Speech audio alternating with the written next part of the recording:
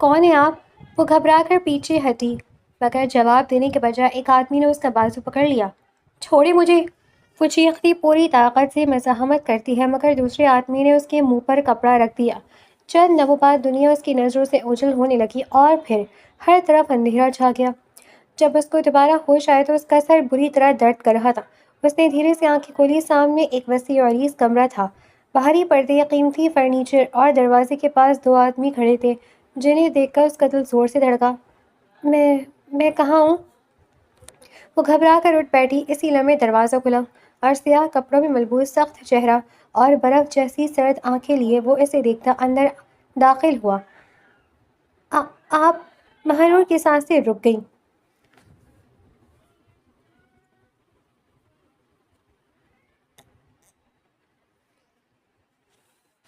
شہر کے مشہور ہوٹل کے چمکتی ہوئی لائٹس دور سے ہی نظر آ رہی تھیں۔ جب اس نے اپنی سادہ سی آسمانی رنگ کی شلوار قمیض پر نظریں دوڑائیں اور پھر ہوٹل کے شیشے کے دروازے کو دیکھا، اسے اب بھی یقین نہیں آ رہا تھا کہ وہ واقعی یہاں آئی ہے۔ ارے جلدی آنا! اس کی دوست ہنا نے اس کا ہاتھ پکڑ کر کہا۔ ایسا لگ رہا ہے جیسے تمہیں کیفے نہیں عدالت میں لے جا رہی ہوں۔ اس کے مذاق پہ باقی سہیلیاں ہنس پڑی جبکہ مہنور ہلکا سا مسکرائی۔ تم لوگوں کے سامنے میری اوقات ہی کیا ہے؟ میں تو ایسے ہوٹلوں میں صرف تصور میں آ سکتی ہوں۔ وہ احساس کمتری سے بھرپور بولی۔ ڈرامے بند کرو سمجھی، تم بہت اچھی ہو اور میری سب سے خاص دوست ہو۔ ہنا نے اس کے کندھے پر ہاتھ مارا اور وہ ان سب میں سے امیر تھی۔ اس کے والد بڑے بزنس مین تھے اور چند ماہ بعد اس کی شادی ہونے والی تھی۔ اسی خوشی میں اس نے اپنی پرانی ایف ایس سی کی سہیلیوں کو جمع کیا تھا۔ چند ہی منٹوں بعد سب ایک بڑی میز کے گرد بیٹھی قہقہے لگا رہی تھی کیونکہ کئی سال بعد سب اکٹھی ہوئی تھیں۔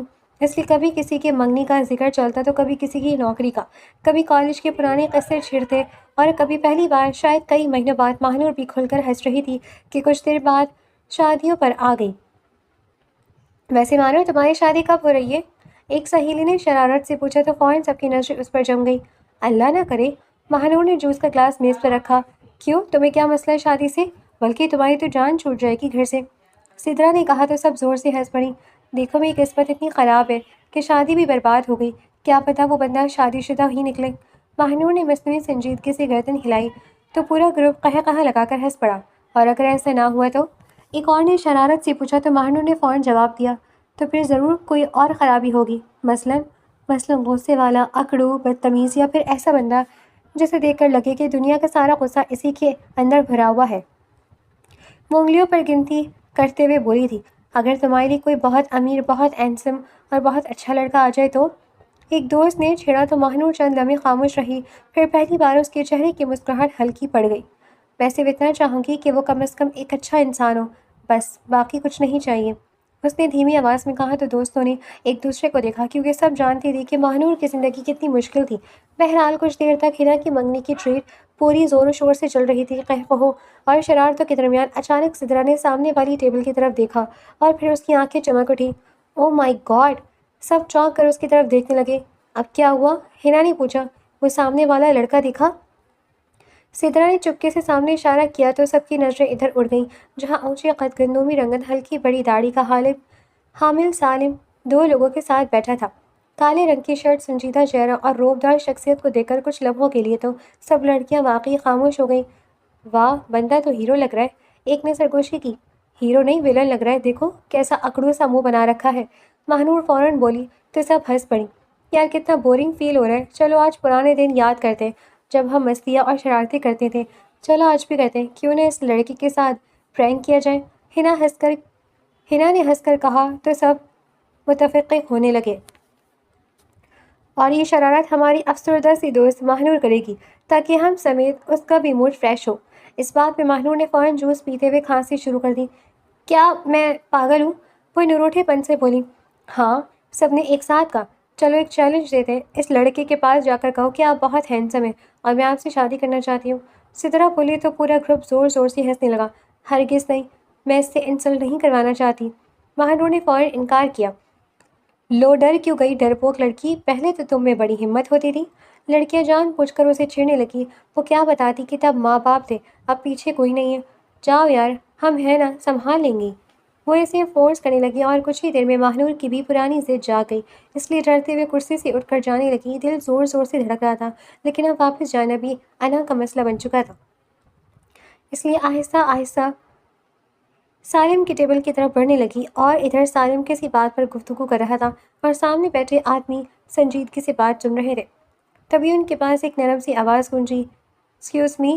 تینوں نے بیک وقت سر اٹھایا تو ماہنور کو اچانک اپنی ہمت پر پچھتاوا ہونے لگا، لیکن اب دیر ہو چکی تھی۔ جی؟ سالم نے سوالیہ نظروں سے اسے دیکھا۔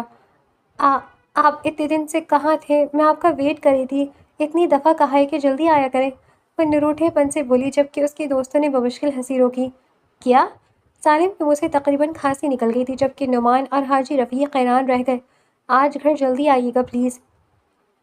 ماہنور جلدی سے اگلا جملہ بول گئی، اس کے بعد وہ مڑی اور تقریباً دوڑتی ہوئی واپس اپنی ٹیبل کی طرف چلی گئی، جہاں لڑکیاں ہنسی سے لوٹ پوٹ ہو رہی تھیں اور ماہنور بھی اپنی کرسی پر بیٹھتے ہی ہنسنے لگیں۔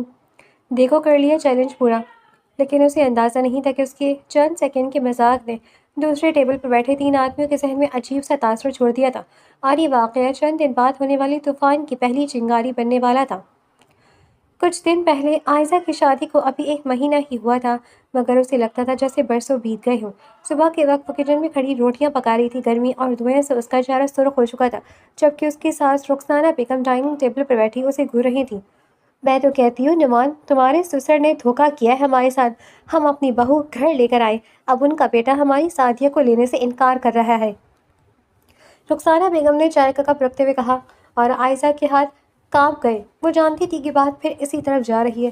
گزشتہ 2 ہفتوں سے گھر میں صبح شام ایک ہی موضوع چل رہا تھا، سعدیہ اور سالم کی شادی، جس پہ سالم اور عائزہ دونوں انکاری تھی۔ تمہاری ماں غلط نہیں کہہ رہی، آخر ہماری بیٹی میں کیا کمی ہے؟ حاجی رفیق نے سرد لہجے میں کہا، جبکہ نعمان کرسی پر بیٹھا موبائل چلاتا سر ہلاتا ہے۔ سالم بھائی نے صرف اتنا کہا ہے کہ انہیں کچھ وقت چاہیے۔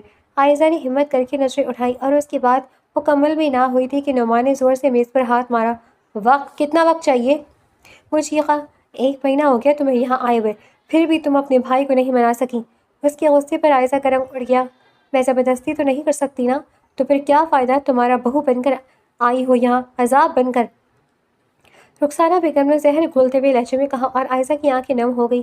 وہ روز یہی سب سنتی تھی، کبھی طعنے کبھی الزام، گویا اس کی حیثیت صرف اتنی تھی کہ اپنے بھائی کو راضی کرے۔ وہ سب ابھی بحث کر ہی رہے تھے کہ اتنے میں دروازے کی گھنٹی بجی۔ او نو! نعمان اٹھ کھڑا ہوا اور باہر چلا گیا۔ چند لمحوں بعد دروازے سے باپ بھائی کو آتے دیکھ کر عائزہ کا چہرہ خوشی سے کھل اٹھا۔ ابو بھائی! وہ بے اختیار آگے بڑھی، مگر اگلے لمحے آنکھوں میں جمع آنسو بہہ نکلے اور سالم کی نظریں فوراً بہن کے چہرے پر گئیں۔ مرجھائے ہوئے رنگ، سوجی ہوئی آنکھیں، کانپتے ہاتھ دیکھ کر اس کا جبڑا بھنج گیا۔ خیریت ہے عائزہ؟ اس نے دھیمی آواز میں پوچھا۔ جی۔ عائزہ فوراً نظریں جھکا گئی، مگر سالم سب سمجھ گیا تھا۔ یہ وہ عائزہ نہیں تھی جو 1 مہینہ پہلے ہنستی مسکراتی رخصت ہوئی تھی۔ آئیے بھائی صاحب، ہم بھی آپ ہی کا انتظار کر رہے تھے۔ رخسانہ بیگم مصنوعی مسکراہٹ کے ساتھ بولی تو سب لوگ بیٹھ گئے۔ پھر کچھ رسمی باتوں کے بعد حاجی رفیق اصل موضوع پر آ گئے۔ دیکھیں جی، بات سیدھی سی ہے، ہم اپنی بیٹی سعدیہ کا رشتہ سالم کو دینا چاہتے ہیں، آپ مزید انتظار ہمارے بس میں نہیں ہے۔ وہ حتمی انداز میں بولے تو سالم نے فوراً نظریں اٹھائیں۔ اس کے چہرے پر ناگواری صاف تھی، لیکن اس سے پہلے کہ وہ کچھ کہتا اس کے والد بول پڑے، صاحب جی، ہم نے کہا تو تھا کہ تھوڑا وقت دے دیں، ابھی عائزہ کی شادی کو 2 مہینے ہوئے ہیں۔ ان کی بات حاجی رفیق نے طنزیہ ہنسی۔ وقت ہی تو نہیں ہے ہمارے پاس، یا تو ہاں کیجیے یا پھر صاف صاف انکار کر دیں۔ وہ غصے سے کہتے ہی اور سالم اب خاموش نہ رہ سکا۔ شادی میری زندگی کا فیصلہ ہے، کم از کم مجھے سوچنے کا حق تو ہونا چاہیے۔ اس کے بعد پہ کمرے میں سناٹا چھا گیا اور نعمان کی آنکھوں میں فوراً غصہ اتر آیا، اور میری بہن، اسے کب تک بٹھا کر رکھیں؟ یہ میرا مسئلہ نہیں ہے۔ جب عائزہ کی شادی کی تھی تب آپ لوگوں نے وٹا سٹے کا نہیں کہا تھا، شادی کے بعد ہی آپ ہمیں کیوں کہہ رہے ہیں؟ اس لیے میں کسی دباؤ میں فیصلہ نہیں کروں گا۔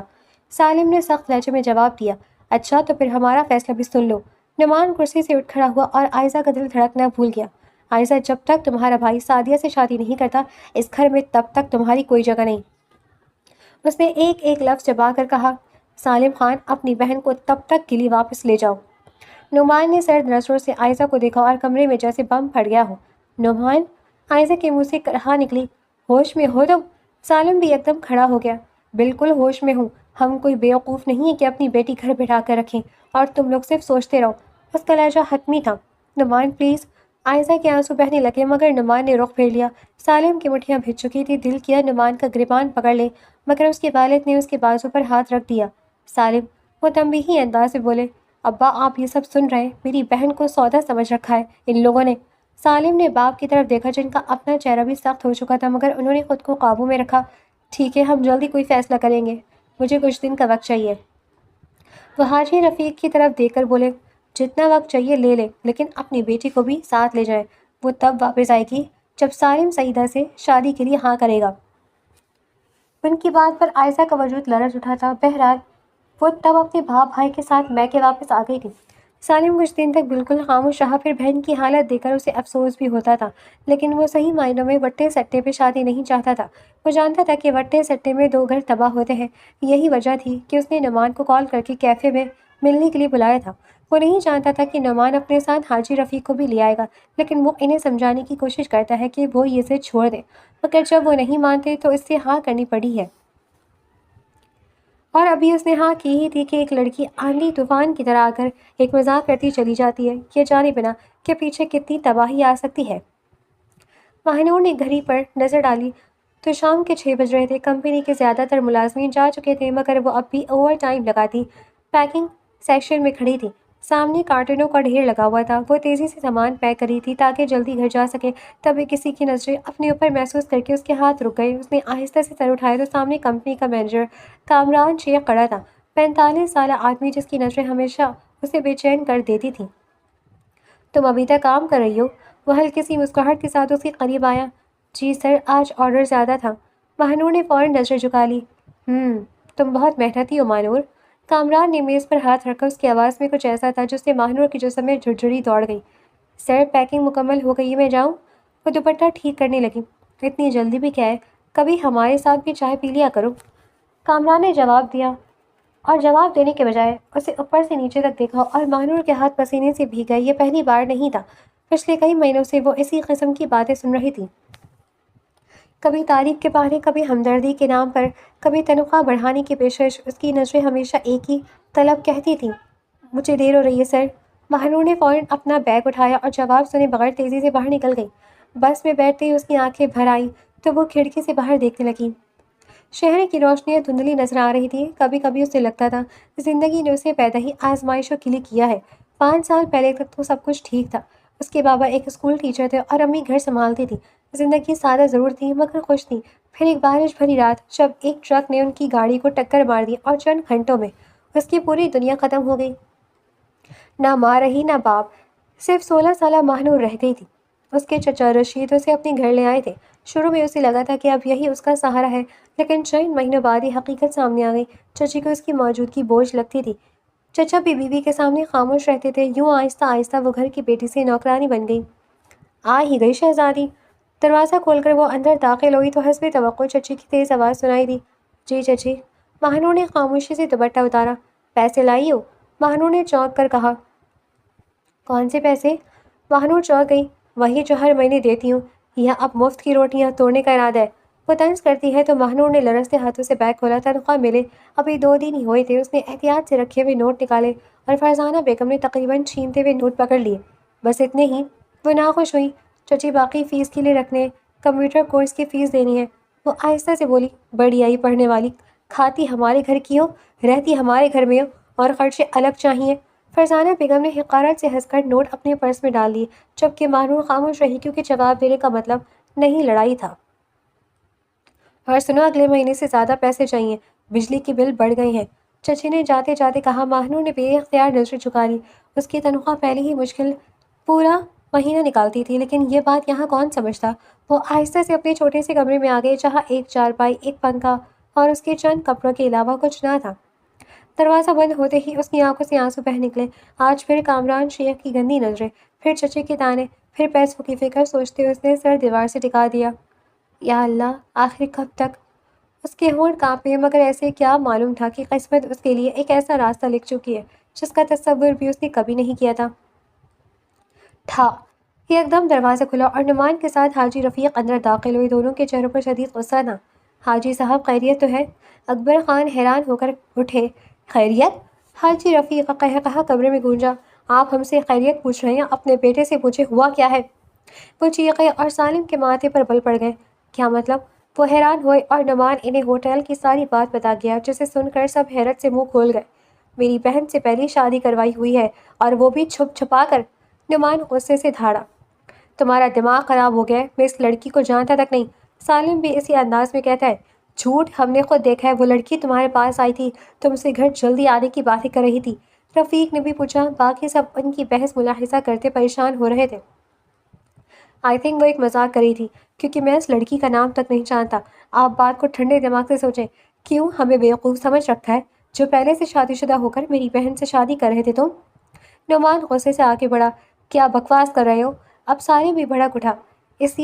اسی لیے ہماری بیٹی سے رشتہ کرنے میں دیر کر رہے تھے، اور جب ہم نے سختی کی تو اسے دوسری بیوی بنا کر گھر لا رہے تھے۔ بے غیرت خاندان کے وارث ہونا۔ رفیق نے نفرت اور غصے سے بھرپور انداز میں کہا۔ حاجی صاحب، حد سے آگے مت جائیں، میرا بیٹا واقعی غیر شادی شدہ ہے۔ سردار اکبر خان نے سخت لہجے میں کہا تو گھر کا ماحول مزید کشیدہ ہو گیا۔ عائشہ کچن کے دروازے پہ کھڑی کانپ رہی تھی۔ اس کی سمجھ میں نہیں آ رہا تھا کہ آخر ہو کیا رہا ہے۔ دیکھیں، میں اس لڑکی کو نہیں جانتا، وہ اپنی دوستوں کے ساتھ بیٹھی تھی، مذاق کیا اور چلی گئی، بس اتنی سی بات تھی۔ سالم نے خود کو قابو کرتے ہوئے کہا۔ ہم نہیں مانتے، اور ہم اپنی بیٹی تم جیسے آدمی کو نہیں دیں گے۔ حاجی رفیق نے دو ٹوک کہا۔ تو مت دیں، میں نے کسی کے پاؤں نہیں پکڑے، آپ ہی تھالی میں رکھ کر بیٹی دے رہے تھے۔ سالم بھی اب ضبط کھو بیٹھا، اور یہ سننا تھا کہ نعمان کا پارا آسمان پر پہنچ گیا۔ دیکھ لیا ابا، اس کا اصل رنگ، ان جیسوں کے ساتھ کوئی رشتہ ہی نہیں رکھنا چاہیے۔ وہ حقارت سے بولتا ہے تو عائزہ گھبرا کر آگے بڑھی۔ نعمان پلیز، تم خاموش رہو۔ نعمان نے جھڑک دیا۔ خدا کے لیے بات سمجھنے کی کوشش کریں۔ عائزہ کی آنکھوں میں آنسو آ گئے۔ سمجھنے کے لیے کچھ بچا ہی نہیں۔ حاجی رفیق غصے سے بولے۔ نعمان نے اچانک عائزہ کی طرف دیکھا۔ وہ نظریں اتنی سرد تھی کہ عائزہ کا دل دہل گیا۔ نعمان، میرا کیا قصور ہے؟ عائزہ روتے ہوئے بولی تو نعمان تلخ ہنسا۔ تمہارا قصور یہی ہے کہ تم اسی گھر کی بیٹی ہو، اس لیے میرا تم سے کوئی رشتہ نہیں۔ وہ بے رحم ہونے لگا اور سب کا دل دھڑکنا رک گیا۔ نعمان بیٹا، ایسا مت کرو۔ سردار اکبر خان غصے سے اور بے بسی سے اٹھ کر کھڑے ہوئے، لیکن نعمان جیسے سننے کی حالت میں نہیں تھا۔ وہ آگے بڑھا اور اگلے ہی لمحے اس کے منہ سے وہ الفاظ نکلے جنہوں نے سب کو ساکت کر دیا۔ عائزہ، میں تمہیں طلاق دیتا ہوں۔ کمرے میں موت جیسی خاموشی چھا گئی۔ نعمان؟ عائزہ کا رنگ ایک لمحے میں سفید پڑ گیا۔ طلاق دیتا ہوں؟ اس کی آواز پہلے سے بلند تھی، سالم جیسے ڈھہ سا گیا ہو۔ اس کی لاڈو پلی بہن کو اس کے نا کردہ گناہوں کی سزا مل رہی تھی۔ طلاق دیتا ہوں۔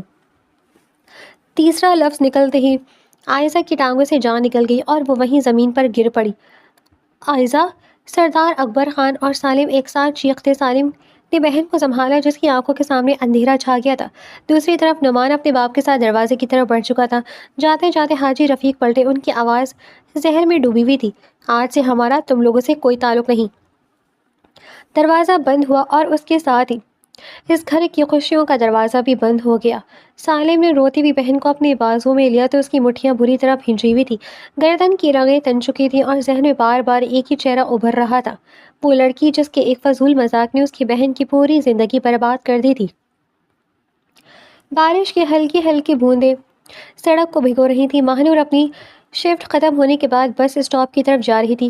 آج بھی چچی کے تانے، باس کی گندی نظریں اور زندگی کی تھکن اس کے قدموں سے لپٹی ہوئی تھی، لیکن اسے کیا معلوم تھا کہ آج اس کی زندگی کا سب سے خوفناک دن وہ سڑک کے کنارے کھڑی بس کا انتظار کر رہی تھی کہ اچانک ایک سیاہ گاڑی کی گاڑی اس کے سامنے آ کر رکی تو ماہنور چونکی۔ اگلے ہی لمحے دو آدمی باہر نکلے۔ کون ہے آپ؟ وہ گھبرا کر پیچھے ہٹی، مگر جواب دینے کے بجائے ایک آدمی نے اس کا بازو پکڑ لیا۔ چھوڑو مجھے! وہ چیخی، پوری طاقت سے مزاحمت کرتی ہے، مگر دوسرے آدمی نے اس کے منہ پر کپڑا رکھ دیا۔ چند لمحوں بعد دنیا اس کی نظروں سے اوجھل ہونے لگی اور پھر ہر طرف اندھیرا چھا گیا۔ جب اس کو دوبارہ ہوش آیا تو اس کا سر بری طرح درد کر رہا تھا۔ اس نے دھیرے سے آنکھیں کھولی۔ سامنے ایک وسیع و عریض کمرہ تھا، باہری پردے، قیمتی فرنیچر اور دروازے کے پاس دو آدمی کھڑے تھے جنہیں دیکھ کر اس کا دل زور سے دھڑکا۔ میں کہاں ہوں؟ وہ گھبرا کر اٹھ بیٹھی۔ اسی لمحے دروازہ کھلا اور سالم اندر داخل ہوا، سیاہ کپڑوں میں ملبوس، سخت چہرہ اور برف جیسی سرد آنکھیں لیے وہ اسے دیکھتا ہے۔ آپ؟ ماہنور کی سانس رک گئی۔ لگتا ہے پہچان لیا۔ سالم کے ہونٹوں پر طنزیہ مسکراہٹ آئی۔ مجھے یہاں کیوں لائے؟ میں نے کیا کیا ہے؟ وہ فوراً بستر سے اترتی بولی تو سالم چند قدم آگے آیا۔ کیا کیا ہے؟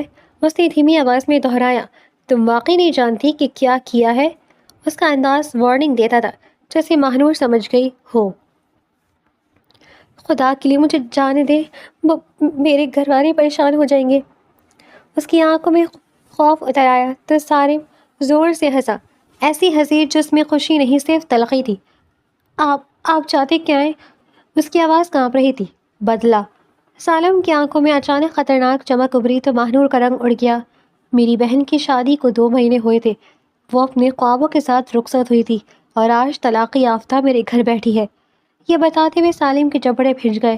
لیکن اس میں میرا کیا قصور؟ مہنور تقریباً رو پڑی۔ ہوٹل میں یاد ہے تمہارا فضول مذاق؟ اس نے ہی میری بہن کو سہاگن سے طلاق یافتہ بنا دیا ہے۔ سالم نے ایک لفظ چبا کر کہا۔ وہ تو صرف مذاق تھا۔ مہنور کو جیسے بجلی لگی، جس مذاق نے میری بہن کی زندگی برباد کر دی۔ سالم پہلی بار دھاڑا تو کمرے کی فضا لرز گئی۔ مہنور خوف سے 1 قدم پیچھے ہٹی۔ میں نے جان بوجھ کر نہیں کیا تھا، وہ صرف ایک چھوٹا سا مذاق تھا۔ اس کی آنکھوں سے آنسو بہنے لگے۔ لیکن تمہارے مذاق کا نتیجہ بہت برا نکلا تھا اور اب تم اس کی قیمت ادا کرو گی۔ سالم کی آواز دوبارہ خطرناک حد تک پرسکون ہو گئی۔ کیا مطلب؟ وہ کانپی تو سالم نے دروازے کی طرف دیکھا۔ اگلے ہی لمحے ایک عمر رسیدہ قاری اندر داخل ہوئے۔ ان کے ساتھ 2 گواہ بھی تھے۔ ایسے سچویشن کو دیکھ کر مہنور کے قدموں تلے زمین نکل گئی۔ نہیں، وہ سر ہلاتے ہوئے پیچھے ہٹی کیونکہ سمجھ گئی تھی کہ سالم کیا کرنے والا ہے۔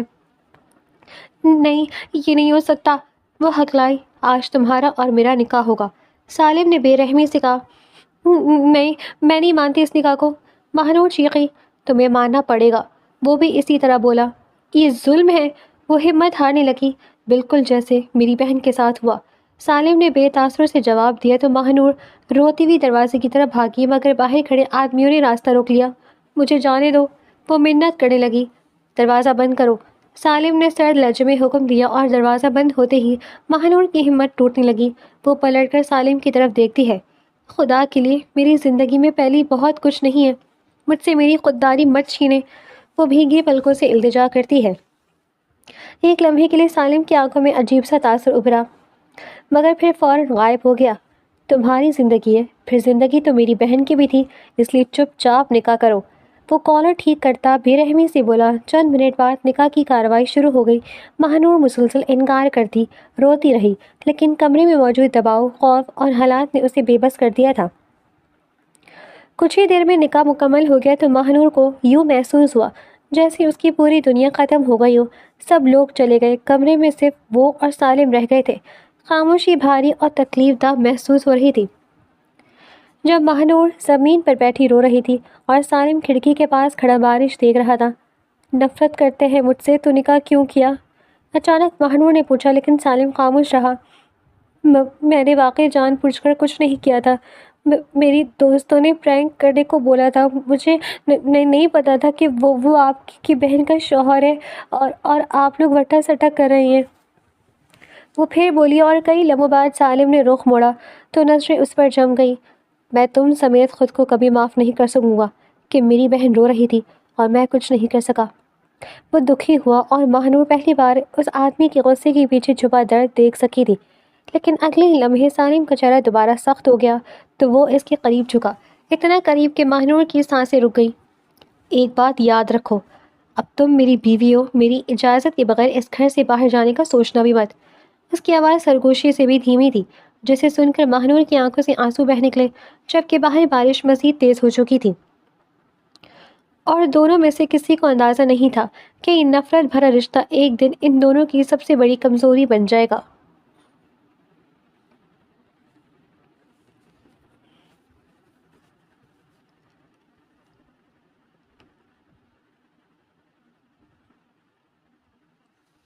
گاڑی رات کے اندھیرے کو چیرتی ہوئی بنگلے کے بڑے گیٹ کے اندر داخل ہوئی تھی جب مہنور پچھلی سیٹ پر بیٹھی مسلسل رو رہی تھی۔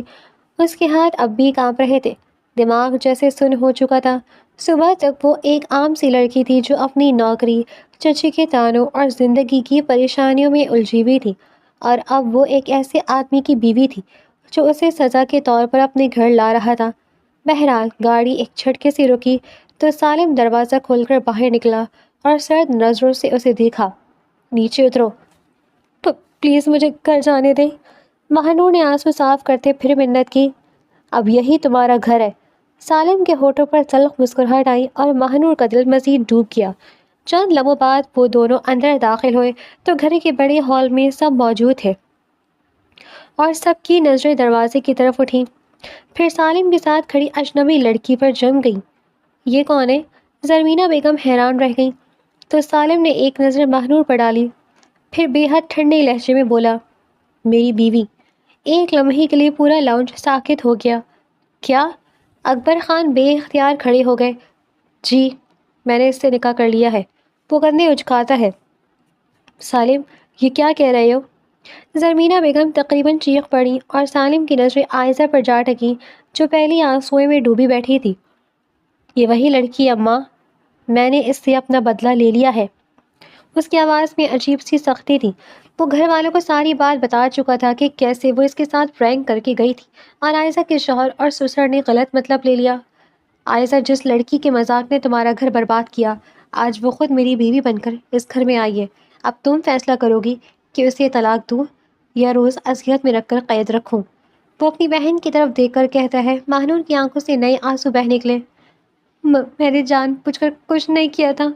اس کی ٹوٹی ہوئی آواز لاؤنج میں گونج کر گزری اور کسی نے جواب نہیں دیا۔ تم نے بہت بڑی غلطی کی ہے سالم۔ جو بھی تھا، بچی کو اغوا نہیں کرنا چاہیے تھا۔ تم پہ کیس بھی ہو سکتا ہے۔ اکبر خان کا چہرہ سخت ہو گیا۔ اگلے ہی لمحے وہ اس کی طرف متوجہ ہوئے۔ اور تم؟ مہنور کا دل لرز گیا۔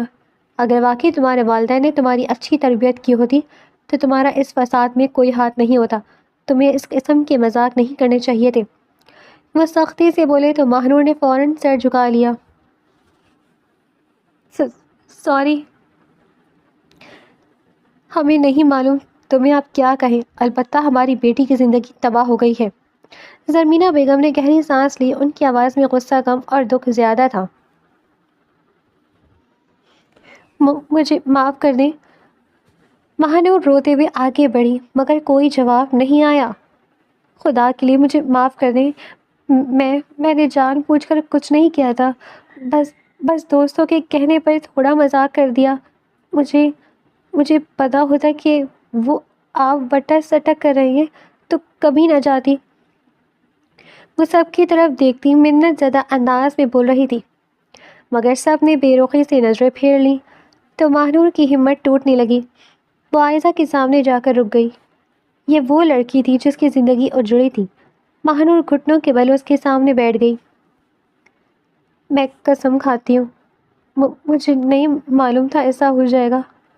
اس کی آواز روند گئی۔ مقابل عائزہ کے آنسو بھی مسلسل بہہ رہے تھے۔ اس نے مہنور کو دیکھا، پھر نظر جھکا لی۔ نہ معاف کیا نہ الزام دیا، صرف خاموش رہی، اور یہی خاموشی مہنور کے لیے سب سے بڑی سزا بن گئی تھی۔ اس کا دل جیسے چکنا چور ہو گیا۔ چلو، سالم کی سخت آواز گونجی تو مہنور چونک گئی۔ وہ مڑتا سیڑھیوں کی طرف بڑھ گیا تو مہنور بھی خاموشی سے اس کے پیچھے چل پڑی۔ اوپر پہنچ کر سالم نے کمرے کا دروازہ کھولا۔ مہنور اس کے پیچھے اندر داخل ہوئی۔ اگلے ہی لمحے دروازہ بند ہو گیا تو کمرے میں خاموشی پھیل گئی۔ کچھ دیر بعد سالم کی آواز آئی، مبارک ہو۔ مہنور نے چونک کر سر اٹھایا تو سالم تلخ مسکراہٹ کے ساتھ اسے دیکھ رہا تھا۔ آج تم نے وہ مقام حاصل کر لیا جو شاید تم نے خواب میں بھی نہیں سوچا ہوگا۔ وہ آہستہ آہستہ اس کی طرف بڑھا۔ ایک غریب لڑکی جس کے پاس کچھ نہیں تھا، آج ایک بڑے گھر کی بہو بن گئی ہے، چاہے کچھ دن کے لیے ہی صحیح۔ وہ طنز کرتا ہے، مجھے یہ سب نہیں چاہیے تھا۔ مہنور کے آنسو پھر بہنے لگے، مگر مجھے چاہیے تھا۔ سالم نے کاٹدار لہجے میں کہا، مجھے اپنی بہن کے آنسوؤں کا حساب چاہیے تھا۔ اس کے لیے تم سے شادی کی ہے اور ٹھیک 2 مہینے بعد جیسے میری بہن کو طلاق ہوئی اسی طرح تمہیں بھی دوں گا۔ وہ بے رحمی سے بولا، میں قصوروار نہیں ہوں، یہ فیصلہ میں کروں گا۔ وہ اس کے بالکل سامنے آ کر رک گیا۔ مہنور ایک قدم پیچھے ہٹی۔ آج سے اس گھر میں تمہاری زندگی میری مرضی سے چلے گی، اس لیے حد میں رہنا سیکھ لو۔ وہ بے رخی سے بولا، میں کوشش کروں گی سب کا دل جیتنے کی اور معافی مانگوں گی۔ وہ سر جھکا گئی تو سالم ہنس پڑا۔ تم ابھی تک سمجھ نہیں پائی کہ میں تمہیں یہاں محبت دینے نہیں لایا، بلکہ تمہیں روز یاد دلاؤں گا کہ میری بہن نے تمہاری وجہ سے کیا کھویا ہے۔ اس نے جھک کر آہستہ سے کہا تو مہنور کی آنکھوں میں آنسو بھر آئے۔ وہ جگہ ہے تمہاری۔ اس نے صوفے کی طرف اشارہ کیا۔ اور ایک بات یاد رکھنا، اس گھر سے بھاگنے یا کسی سے شکایت کرنے کی کوشش مت کرنا۔ وہ تنبیہ کرتا ہے۔ مہنور خاموشی سے اسے دیکھنے لگی۔ میں نہیں کروں گی کیونکہ مجھے آپ کی سزا قبول ہے، وہ آہستہ سے بولتی سر جھکا گئی۔ تسالے مڑا اور کھڑکی کے پاس جا کھڑا ہوا، جبکہ مہنور آہستہ سے صوفے پر بیٹھ گئی۔ آج پہلی بار اسے احساس ہوا کہ بعض اوقات انسان ایک قید سے نکل کر دوسری قید میں داخل ہو جاتا ہے۔ اس کے ساتھ بھی یہی ہوا تھا۔